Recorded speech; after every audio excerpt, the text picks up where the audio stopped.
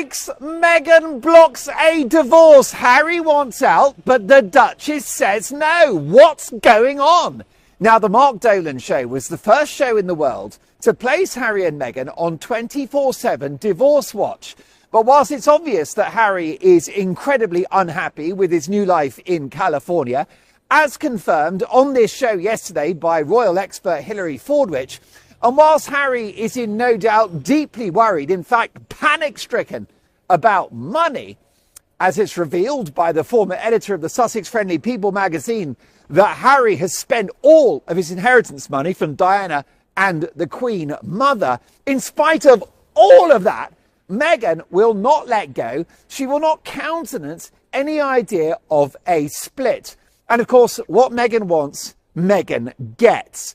So it seems that the Duchess of Sussex is clinging on to the marriage for dear life, having realised, having made the calculation that her crumbling brand is nothing without the royal connections. She's tried to go it alone and it has flopped massively. She knows that she needs that royal crest. So in just a moment, I'll bring you up to speed on the shocking news that Meghan reportedly wants to come to the UK this summer with Archie and Lily, and she's going to seek closer ties with Britain and the royal family. She is heading straight for Buckingham Palace in order to rescue her finances and her reputation. But the real shocker is Meghan's refusal to let go, when many previously felt she wanted out. So what exactly is the story? Well, as always with Meghan, in my view, this decision to keep faith with Harry is not about love. It's not about a bond. It's not about loyalty or a shared history. It's not about Harry's welfare or his best interests. It is business. Now, years of reporting on the Duchess have taught me that this woman, who, let's be honest, is quite formidable, is pathologically transactional. That's what she is. Meghan is pathologically transactional. Everything is business. Everything is work. Everything is a deal. Everything is about money, power, fame, control of her public image. My husband! Reputation is important too. And of course, it's all about personal gain. It's all about Meghan. And Meghan has calculated that for now, and I stress for now, it's in her best interest to hang on to Harry, even though he wants out. Of course he wants out. He's bored in California, rattling around that mansion. No job. The charities are a hot mess, a public relations dumpster fire, a smoking ruin reputationally for Harry. So he's in big trouble, professionally and reputationally. Personally, he's not happy. He looks terribly sad. He's got sad eyes. But the bottom line is, it doesn't matter if he wants out, because what Meghan wants, Meghan gets, and she's all in for now. No, don't get me wrong. Let's not get carried away here. At a certain point, Harry is gone. At a certain point, he's out. But there are two things to bear in mind. First of all, Meghan will never be dumped. She will never allow the optics that Harry has left her, divorced her, dumped her, chucked her out. So what's going to happen when the moment at which Harry ceases to be of use to her, then she will orchestrate the split on her terms, about being a single woman, about being powerful, about having agency, about standing up for, well, you know the word salad that she uses? What is it? Showing up. I love showing up. She's always showing up places, isn't she? And she loves other people that show up. We all show up. You get up in the morning and you go to a store. You've showed up, haven't you? You go to work, you go to school. You go to the park, you go to the pub, you go to a restaurant. You've showed up. What is this showing up nonsense? But the bottom line is that Meghan, at a certain point, she will orchestrate the end of that marriage, and it will look like her decision. There's no way she's going out on Harry's terms, and she is not ready, because Harry at the moment is useful. Now, once he's not useful, then that time will come. She'll do an interview. Of course, she'll be, as we speak, getting the book Meghan, My Story ready, which will make her a fortune after the divorce. But for now, Harry is still necessary, because Meghan has tried to go it alone. Go it alone. Call this house my own. So she's tried to go. It's been a flop. So she knows she's got to be HRH. It's got to be Princess Meghan again until she can make some money and shore up her reputation. Meghan has a long history of ditching people once they've served their purpose. But before they have served their purpose, she love bombs them. So when Meghan needs somebody, she's all over them like a rash. If Meghan needs you, if you are useful, if you are functional, if you can help her with her transactions, because everything is transactional, then you are in the sunny spot and all is good with the world. And when you are not useful, it's a lonely place to be. It is Siberia.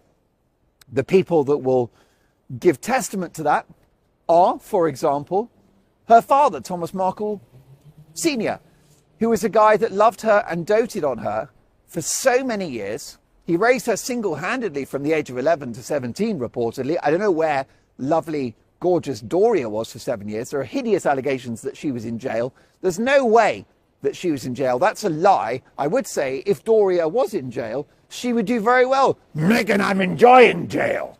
I've fallen in love with one of the prison guards called Stephanie. She's heavy set and broad. Some would say overweight. I would call it all muscle, really. But she's got kind eyes. She's not conventionally attractive. But Meghan, we're in love. I'm in love with prison guard Stephanie. So look, the bottom line is Thomas Markle Sr. was super, super useful to Meghan from the age of 0 to, what do you reckon? Early 30s. The moment she met Harry, bang! Thomas Markle Sr. is gone. And in all those years, what did he do? He spent $750,000 on her education. Right? In French, it's l'éducation. In German, it's das Education auf die Trepperschnei. So it was Thomas Markle Jr. that said his old man spent $750,000 on Meghan's education, which included private school when she was a little girl, which therefore paid to the idea that she had a rough upbringing, living in a trailer park in grinding poverty, right? With just, having Pop-Tarts as her main meal of the day. Are you kidding me? She had a privileged upbringing. Her father was an Emmy award-winning Hollywood lighting director. So this is not trailer trash. This is not some kind of sad tale of rags to riches. So she had a comfortable existence, privately educated, Northwestern University. There were the dance classes. There were acting classes. By the way, where's the refund? But it's interesting, isn't it? So Thomas Markle Sr. pumps everything into Meghan all those years. Love, money, attention. I do not know where Doria was from the years of 11 to 18 when Meghan was a teenager. She was not in jail. If Doria was in jail, I think she would do very well. And Meghan would visit her, wouldn't she? Hello, Mother. Good to see you in the slammer. I've brought snacks. I have Napa Valley Rosé wine. I have flour sprinkles, which Mark Dolan says are hallucinogenic and toxic. People aren't supposed to eat flowers. And I also have lavender towels that go in the refrigerator. No thanks, Meghan. I'll stick to the prison grab. So, he gave her everything. And she wrote so lovingly about him right up until the early 30s, until Harry appeared. It was daddy this, daddy that, I love you, Father's Day, birthday, you're my hero, I owe you everything, which, by the way, she does owe him everything. She meets Harry, bang, he's gone. Then he gets banned from the wedding, and he's never met his grandchildren. And the reason why is he ceased to be of use. But when he was useful, with the school fees and the dance classes and the acting classes, by the way, where's the refund? And then great. And that's the point, that when Meghan needs you, it's like being in a kind of lovely, warm, sunny climate. It just feels so good. But when Meghan doesn't need you, it is as cold as Christmas in the middle of the year. Cold as Christmas in the middle of the year. So that's what's happened now. Harry's still needed. So he's still in the afterglow, and I've got a very massive news development about that in just a moment. So do not go anywhere. But that's what happened. Thomas Markle Sr. is the template in which you go from hero to zero once you are no longer of use. This is so sad for Thomas Markle Sr., who's now in his 80s. He's down to his last leg, having fought for his life in a Philippines hospital, never met his grandchildren, only gets an angry letter from Meghan to the hospital saying, stop talking about me in public. Lovely. The same thing happened to Trevor Engelson, who was her ex-husband, a producer in Hollywood who helped her in the industry, helped her to get meetings and supported her emotionally. A very, very good looking guy. And he had the whole thing, you know, he had looks, he had professional connections, he had a growing career. He luckily has gone off and married someone else and had kids, and he's very, very happy. Frank Sinatra said that huge success is the best revenge. And old Trevor Engelson has had massive professional, commercial and romantic success. So well done, Trevor. Trevor's had the last laugh. So well done, Trev. I should get him on the show, shouldn't I? Wouldn't that be great? But you see, he's so discreet. He doesn't talk about Meghan. That's what a great guy he is. He could make a fortune. Would you buy the book, Meghan and Me, by Trevor Engelson? I would buy that book. I'd buy 3 copies. Are you kidding? To find out what she's really like? Well, we kind of know, don't we? But imagine if Trevor Engelson, how much money, let me know in the comments, how much money would Trevor Engelson get if he wrote a book called Meghan and Me? By the way, did you know that you can't say Meghan and me? The correct grammar is Meghan and I. Did you know that? Me is like to me or from me. Requires, I think, a preposition or something. Anyhow, so it would be Meghan and I. But Meghan and Me sounds better. It's alliteration, isn't it? Das Alliteration. Das Alliteration. Auf die Treppe schnell. Italy doesn't get enough mentions on this show. We love Italy. But we love Spain. We're so massive. We're so global. We love everyone that watches this show. Let me know where you're watching, and I'm going to give you a shout out. But let's get to this. Trevor Engelson, if he wrote a book called Meghan and Me, well, I think he would get $5 million for that. I do. I think between $3 and $5 million for that book. Serialized in the newspapers? Easy. Daily Mail, who Harry's trying to shut down via court case after court case, they'd buy it. It would be serialized in the American press. It would be global. So he was very good to Meghan, gave her everything. She gets a part in Suits, which is a big TV show, and $50,000 an episode. Bang, Trevor is gone. What does she do? She sends her rings by return of post. Yikes. What about Jessica Mulrooney? Her bestie, until Jessica got caught up in a complete non-story about RACISM that wasn't true.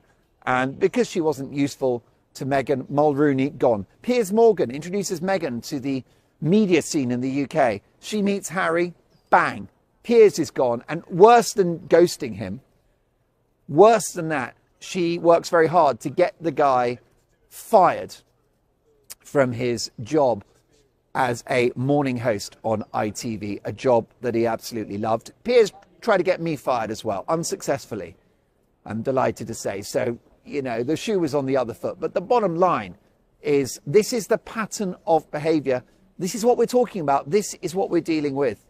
But the reason why Meghan is now clinging on to Harry, why there's been such a switch, such a flip, such a U-turn, is several things. Australia, their horrible fake royal tour. Meghan was the architect of the Australia trip. It's my understanding it was her idea, and she storyboarded the whole thing. It's got Meghan all over it, hasn't it? The disaster tourism, posing with victims, the humanity, the empathy, and the quest for dollars. Pure Meghan. So, what's interesting is that she's the architect of it. It's backfired horribly, which has taught Meghan that actually she can't do this on her own. And she cannot do it as this sort of independent entrepreneurial person, because she's very driven, she's very strategic, she's cunning, but she's not successful. Everything she touches turns to mud. I think what it is, she's got the will, she's got the desire, the hunger. She doesn't have the execution. She can't pull it off. So she always falls back on the very valuable IP, intellectual property of the crown, of the royal family. She does the Netflix thing on her own. Well, Netflix pulled out of the retail partnership because they're not happy with the jam. It's not even jam. It's a disgusting spread, which apparently hundreds of jars unsold are gathering dust at the Netflix HQ. It's my understanding Netflix have lost millions on that partnership.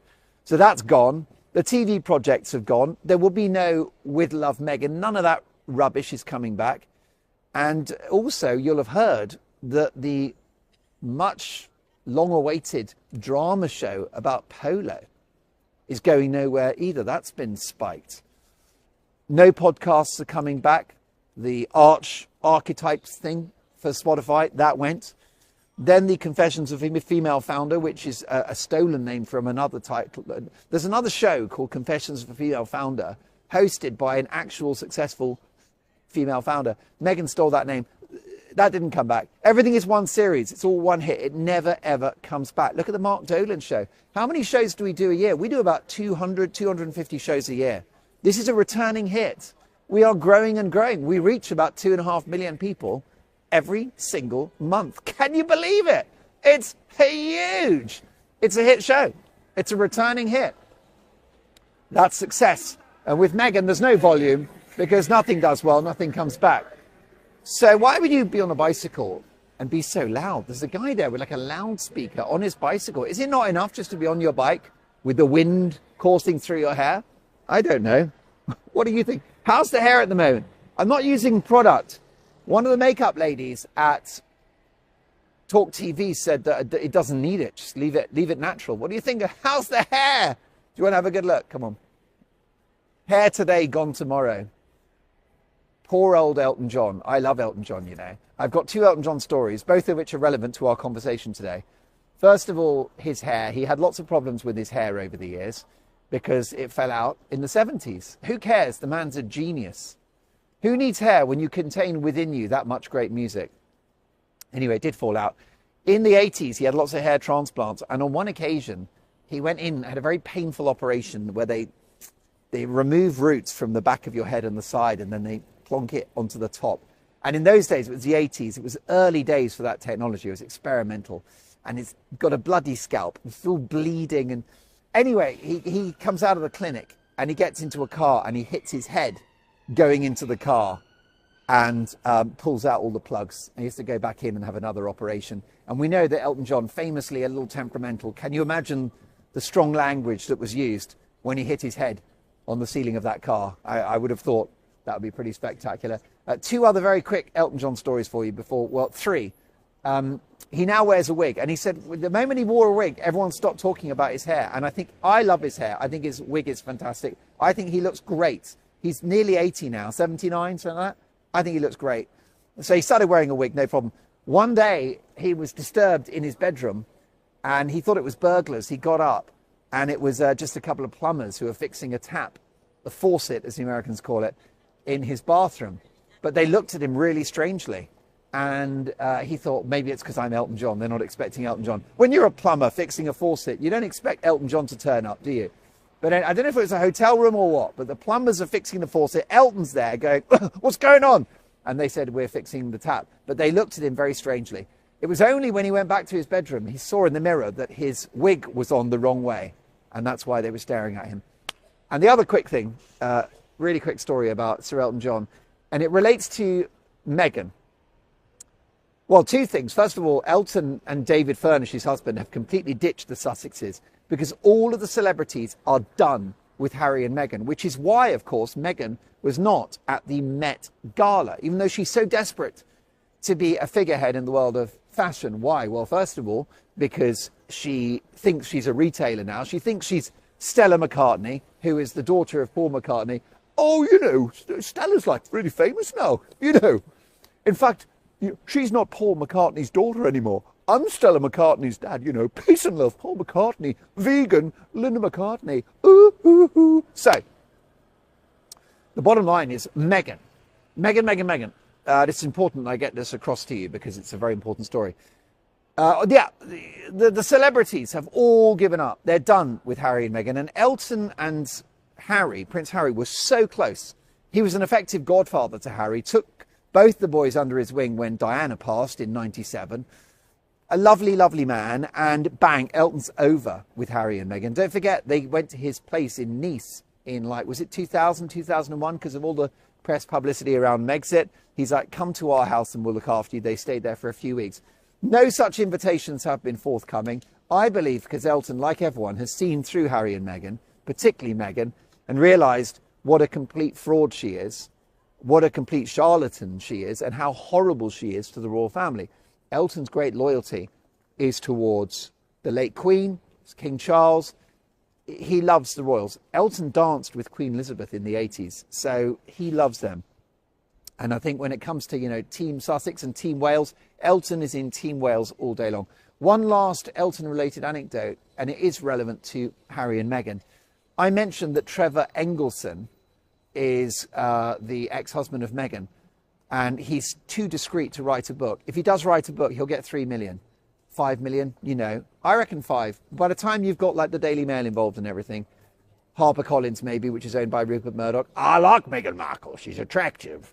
And I'm looking for a young new wife, and she needs a very old billionaire.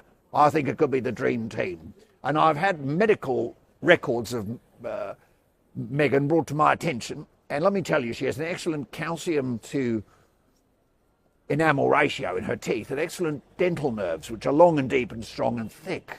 She's got thick eyebrows and robust skin and excellent kidneys. She's a world-class human being. A great physiology and very investable. Very, very investable indeed. So Engelson should write a book about his time with Meghan. He won't, because he's a really good guy and he doesn't need the money. The other person I want to tell you about is Elton John's ex-wife. So even though he's the most famous gay man in the world, he did marry a German woman accidentally for a couple of years in the early 80s. We've all done it. Everyone has accidentally married a German woman. It's part of life to accidentally marry a German lady. It's the done thing. It's what happens. And it happened to EJ. And her name was Renate Blauel. And she was an engineer, a music engineer. Like, she worked in the studio. She would record, tape record. I don't know what she did. Studio engineer in a music studio. And she recorded the Too Low for Zero album, which was a return to form for Elton because it featured I'm Still Standing. I guess that's why they call it the blues. And Kiss the Bride, which is one of my favourite rock songs. Your homework today is to listen to Kiss the Bride and the guitar solo from Davy Johnstone. So she was part of that album. She's on the credits. It was one of the biggest albums of Elton John's career, a massive return to form, 83. Anyway, they fell in love and they were together for a few years and they tried their best. They definitely loved each other, but obviously there were complications with what was going on in Elton John's life at the time, misusing alcohol, drug issues. The poor guy was not a well bunny, and he was also gay, and this lady was a German lady, so that's going to be very hard. So it didn't work out, but they did a deal, right? There was no prenup. She could have made $1 gazillion. She could have walked away with $100 million, which, let me tell you, in 83 or 85 when they split up, that was a lot of cash. She took £3.5 million. She took about $5 million. And that was it. And agreed never to speak about their relationship again. How amazing is that? What an amazing, decent lady. She could have taken him to the cleaners. She could have written books. Nothing. She wanted her privacy. She wanted her dignity, which is probably why it's unhelpful that I'm now speaking about her at great length. But that is Renate Blauel, a great lady. So that's the bottom line. Now, Meghan knows. She's hanging on to Harry because she knows that the kind of solo Meghan project with her as the CEO, the chief executive officer, has not been successful. Nothing is going well. She couldn't even sell out her girls' weekend, the yoga retreats in Australia. So she needs to be royal again. She needs to be Princess Meghan. She's got to be married to the Duke of Sussex. She is going to go around with that bag. You know, her bag that says DS on it, Duchess of Sussex. What an egomaniac she is. Do you remember also that story in the press, Harper's Bazaar, where it was revealed that a butler comes and announces that she's coming into the room. They make an announcement, but there was no one in the room. There's only the journalist. The butler comes in and announces that Meghan's coming in to an empty room. Pretty wild. So the bottom line is, that is all you need to know, is that she realizes she needs the royal intellectual property. She's tried to set up Meghan Inc. She's tried everything. She's put a lot of energy into it. She must be exhausted, and it's not good. Massive new developments. She's hinted that she and Harry could renew their wedding vows. Now, this is all part of the new strategy. Harry wants out, Meghan says no. And she doubles down because she was in Australia with 2 YouTubers. This story is just broken. She joined cookery and lifestyle creators Sean Skeels and Marley Waterau, who are very, very talented lads. They're wonderful boys, and I congratulate them for the success they've had. Absolutely delightful.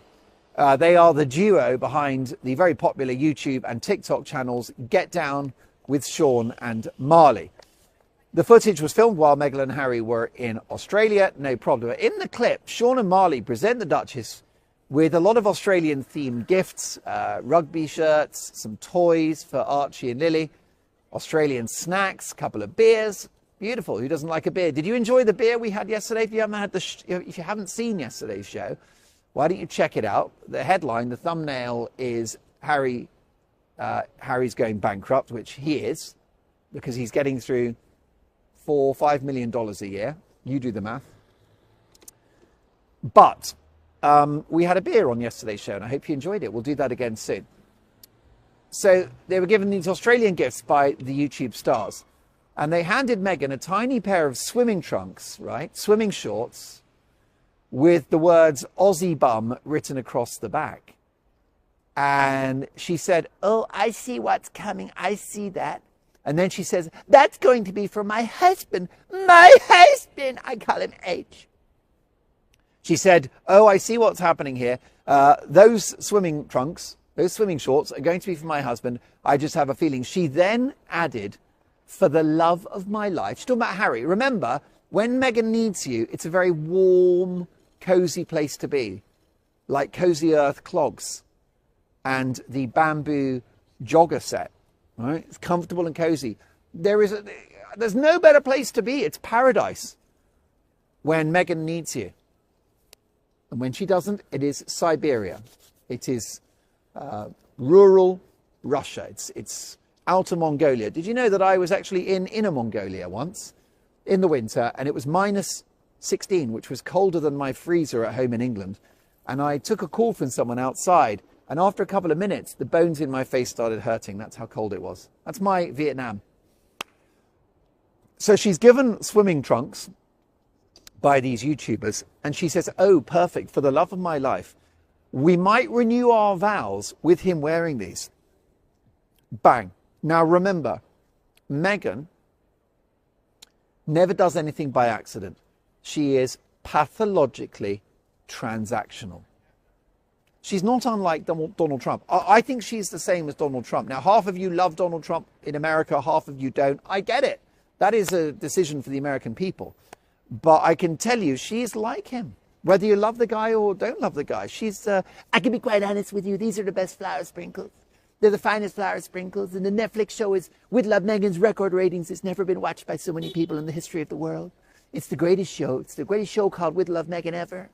And my clothing, which I'm now selling, I go to scenes of human tragedy, and then I sell the clothes straight after, and they're actually tear stained. You pay extra for the tear stain. It's the best tear stains you've ever seen. It's the finest fashion. It's the greatest fashion you've ever seen. It's the greatest podcast. It's the greatest book spare.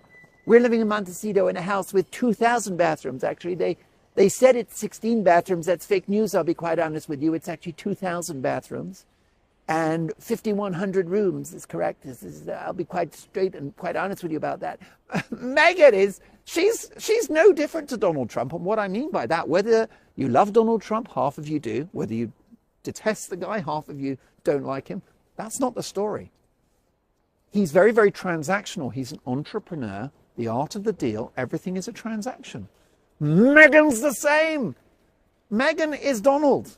And Donald is, I'll be quite honest with you about that. That the house in Montecito actually has 51,000 bathrooms. It has the record number. You've never seen so many bathrooms in the history of the world. And the greatest bathrooms, every bathroom has 7 baths and 57 toilets and 3 cubicles and 11 bidets. What do they call it? Do you remember the weird tradition in the 80s? This fashion for the bidet. Do you remember the bidet? I used it to wash my feet. I think that's all we ever did. The other thing that's disappeared is a trouser press, but we don't have time for this. There's one other thing, which is the the waterbed. Now, you guys are obsessed with this waterbed. Can you let it go? I've got a lot of work to do. Do you want to be on TV? How are you, Rob? I'm good. Do you want to come on TV? No, I'm fine. You take care, baby? Yeah, I'm fine. Lovely. What a lovely man.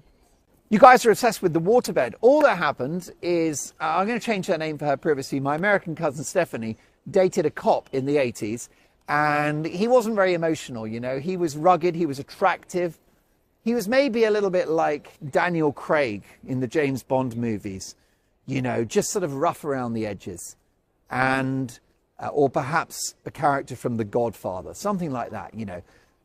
And they had a waterbed, and I remember being very uncomfortable on that waterbed because it moved around and I got seasick. And I have to tell you, this was quite bad. Two things happened on the waterbed. First of all, it was from Australia, and there was actually a shark in the waterbed. Now, I was reassured the plastic was very thick, but I could feel the fin all night, okay? I was black and blue. The other big problem with the waterbed is I was on it for a few weeks. At one point, we had pirates. There were Somalian pirates. And at that point, I just said to Stephanie, I'm out of here. I'm done with this waterbed. We've got the shark, who apparently was called Bruno. We've got Somalian pirates. I've got backache. I'm seasick, you know, and it's just like, I'm done. I'm done with the waterbed. But I love you guys so much, but you know, you pipe in with these remarks about the waterbed. The waterbed is not the story. This is a global news channel where I'm dropping truth bombs to you, telling you about what's going on in the world. And I love you to bits, but your big, great response is the waterbed. It's a non-story. Let it go. Poor Stephanie wants to move on. I want to move on too. And those Somali pirates, who, I'll be honest, are quite sweet, actually. They're misunderstood. I mean, they have machetes and everything, and they're quite barbaric, and they're not tidy in the house at all. But overall, we're all human beings, aren't we? Folks, it's been so great to chat. This is huge. This story is huge. Harry wants out. Meghan says no. And the reason why, she needs the royal intellectual property. And so strap yourselves in. Because the very transactional Meghan Markle, I'll be quite honest with you, there are 150,000 bathrooms in our mansion. 150,000 of their best bathrooms. They have 2 carpets, a double carpet. The big project for the next few months now is royal. Watch this space. Okay, there are rumours that she wants to come to England in the summer for the countdown to Invictus. Good luck with that. Countdown to more embarrassment and ignominy, right? Allegedly wants to take the kids with her. She's going to be very focused on King Charles. And she'll be love-bombing King Charles because what did we say? When she needs you, it's a great place to be. And she'll be all over him like a rat. Oh, Charles, Your Royal Highness, you're so handsome for a man in his late 70s. Oh, thank you very much, Meghan. Very kind of you. Camilla, Meghan's a very flirtatious young lady. It's very nice to be in her company when one is of use. She's very attractive, very kind, friendly lady. Bringing me her flower sprinkles, which Mark Dolan says is toxic and hallucinogenic. People aren't supposed to be flowers. Well, I liked Meghan very much. She was telling me all about her mother, who has never been in the slammer. But if she was in the slammer, she would do very well and find love with a heavy-set prison guard called Big Stephanie, who isn't conventionally attractive. She's heavy-set and has a high body mass index, but she's kind and has good vibes. And there's passion, a very passionate relationship between Big Stephanie, the prison guard, and Doria Ragland, who never was in the slammer, but if she was, she'd do frightfully well. So, I will give you this story because it's quite key. So Meghan, by the way, all the other YouTubers, right? Not all of them, but a good number of them, it's rubbish at the end. I'm giving you the gold at the end. Das Geld auf die Treppe schnei. According to reports, Meghan wants to come to England this summer and focus on King Charles and change the public narrative around her. Sources told Naughty But Nice's Rob Shooter, who is brilliant for royal exclusives, hanging on to their titles is crucial for Meghan's brand, so she's very motivated to smooth things over with Harry's family. She's going to come armed with a pile of gifts. She's tasked her staff with finding things for every member of the family. Even second and third cousins will be getting packages from her. By the way, most likely dusty, unsold jars of the fruit spread, which is not even jam because it's so runny. The source added, she's determined to prove she's not the villain she's made out to be, and she's focused on love bombing that royal family. You have been warned. Meghan is coming. She's got a plan, and it's all about 2 words: Princess Meghan. Be afraid, be very afraid. Harry wants out. Meg says no. She's doubling down. Folks, cannot wait to see you tomorrow, sitting on some more massive stories. Let me know all of your opinions in the comments. Thank you for your kind words. Thank you for the super thanks. Everyone that leaves a super thanks will get a voice recorded thank you note, which I'm actually going to be doing this afternoon. And because I've got lots to catch up on. Thank you for your generosity. It means the world. It supports my journalism. But it's also a super thanks to all of you for participating in this daily conversation. Love you, lads. Love you, lads. Bye for now. Princess Meghan. Be very afraid, folks. Be very afraid. Mother, I have lavender towels for you and flower sprinkles in the slammer. No thanks, Meghan.